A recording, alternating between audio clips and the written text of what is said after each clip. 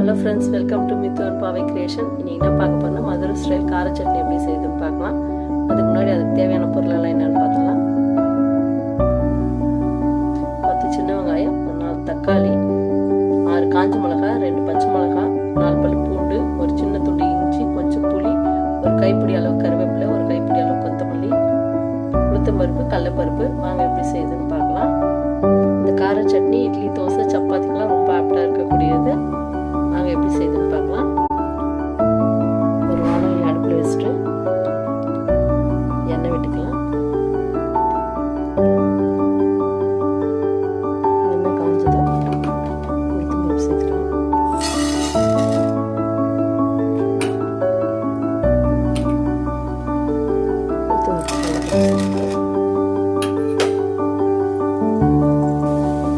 உளுத்தம்பருப்பு கடலைப்பருப்பு ஸ்லோ ஃபயரில் கொஞ்சம் பொன்னிறமாக வதக்கணும். ஒரு கொதிச்சு இஞ்சி பூண்டு சேர்த்துக்கலாம்.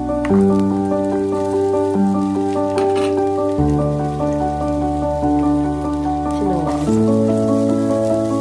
சட்னிக்கெல்லாம் சின்ன வெங்காயம் சேர்த்தா டேஸ்ட் ரொம்ப நல்லாயிருக்கும்.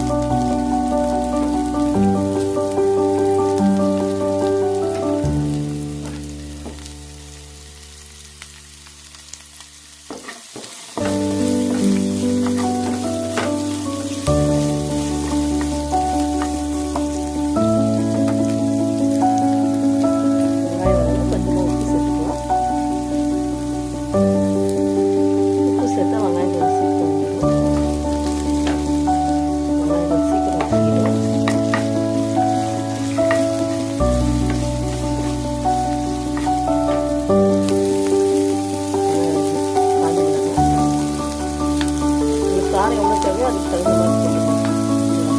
2 பச்சை மிளகா வச்சுக்கோங்க, 6 காஞ்ச மிளகா போட்டுக்கோங்க. கொஞ்சம் வதங்கிச்சு கருவேப்பிலை சேர்த்துக்கோங்க. கருவேப்பிலை கைப்பிடி அளவு போட்டு தக்காளி சேர்த்துக்கலாம்.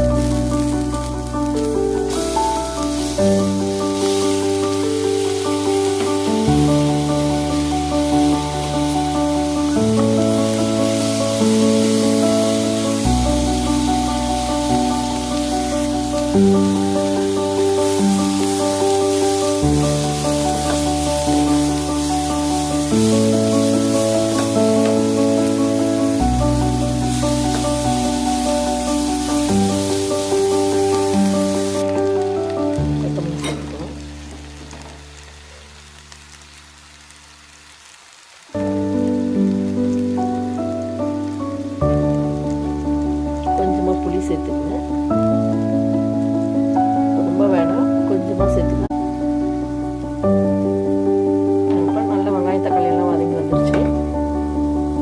இப்போ ஸ்டவ் ஆஃப் பண்ணிவிட்டு சுடு வரட்டும், ஆற வச்சிடலாம். அதுக்கப்புறம் அரைச்சி